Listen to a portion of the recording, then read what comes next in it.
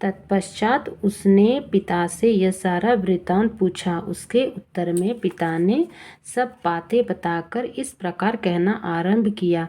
बेटा देववंश, मेरे निकट गीता के तृतीय अध्याय का पाठ करके तुम इस शरीर के द्वारा किए हुए दुस्त्वज कर्मबंधन से मुझे छुड़ा दिया।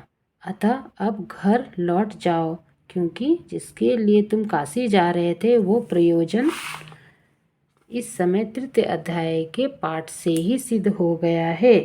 पिता यूं कहने पर पुत्र ने पूछा, तात मेरे हित का उपदेश दीजिए तथा और कोई कार्य जो मेरे लिए करने योग्य हो बतलाइए।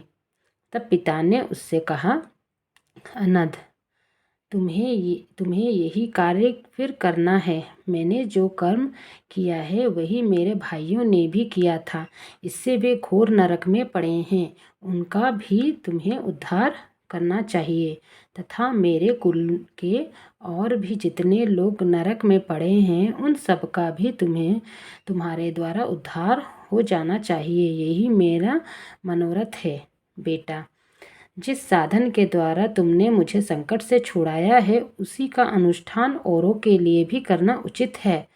उसका अनुष्ठान करके उससे होने वाले पुण्य उन नारकी जीवों को संकल्प करके दे दो।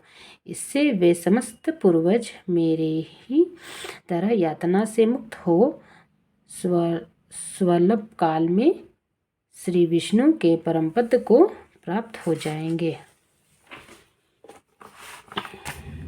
पिता के ये संदेश सुनकर पुत्र ने कहा, तात यदि ऐसा बात है और आपकी भी ऐसी ही रुचि है तो मैं समस्त नारकी जीवों का नरक से उद्धार कर दूंगा।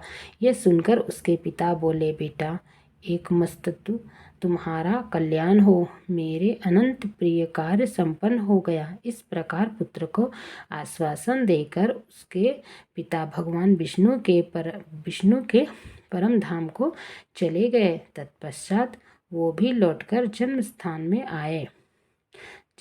में आया और परम सुंदर भगवान श्री कृष्ण के मंदिर में उनके समक्ष बैठकर पिता के आदेश अनुसार गीता के तीसरे अध्याय का पाठ करने लगा। उसने नरक के जीवों का उद्धार करने की इच्छा से गीता पाठ जनित सारा पुण्य संकल्प करके दे दिया। इसी बीच में भगवान विष्णु के दूत यातना भोगने वाले नरक की जीवों को छुड़ाने के लिए यमराज के पास गए। यमराज ने नाना प्रकार के सत्कारों से उनका पूजन किया और कुशल पूछी। वे बोले, धर्मराज, हम लोग के लिए सब और आनंद ही आनंद है। इस प्रकार सत्कार करके पृथ्वीलोक के सम्राट परम बुद्धिमान यम ने विष्णु दूतों से यमलोक में आने का कारण पूछा।